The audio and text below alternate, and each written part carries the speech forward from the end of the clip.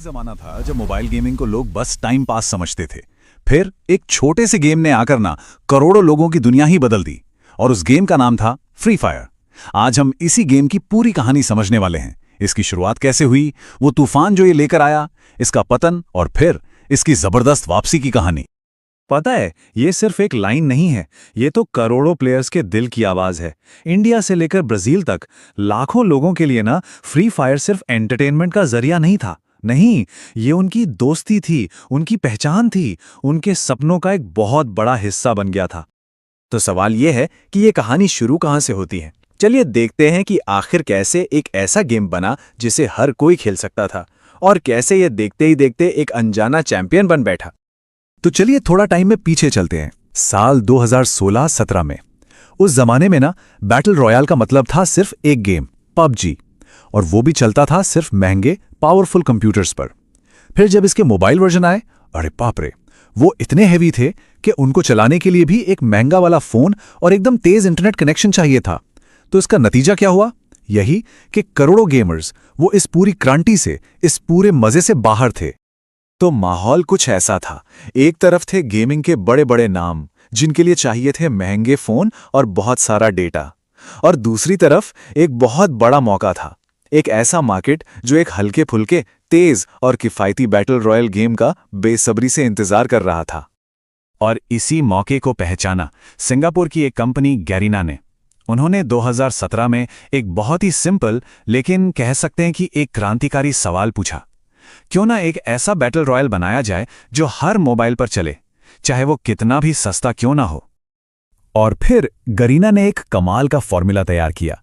सिर्फ 50 खिलाड़ी, 10 मिनट के एकदम तेज तर्रार मैच, और सबसे बड़ी बात, ये गेम 1 GB रैम वाले फोन पर भी मक्खन की तरह चलता था। उन्होंने ना रियलिज्म से ज्यादा मजे और एक्शन पे ध्यान दिया, और यही चीज फ्री फायर की सबसे बड़ी ताकत बन गई।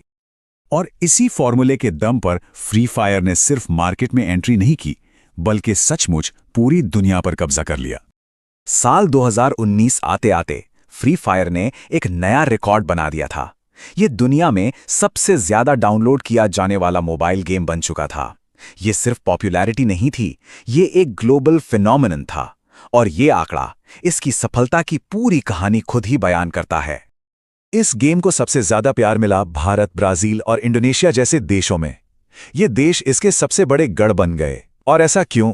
क्योंकि इन्हीं देशों में सस्ते स्मार्टफोन यूज करने वालों की संख्या सबसे ज्यादा थी, और फ्री फायर वो बना ही उन्हीं के लिए था। फ्री फायर की सक्सेस सिर्फ गेम प्ले तक ही नहीं रुकी। अरे ये तो एक पूरा इकोसिस्टम बन गया था। आलोक और कैली जैसे कैरेक्टर्स ने प्लेयर्स को कहानी से जोड़ा, डायमंड्स और स्किन्स ने गैरीना के लिए अरबों डॉलर कमाए, और यूट्यूब और ई स्पोर्ट्स ने तो गेमिंग को एक शौक से सीधा करियर में बदल दिया।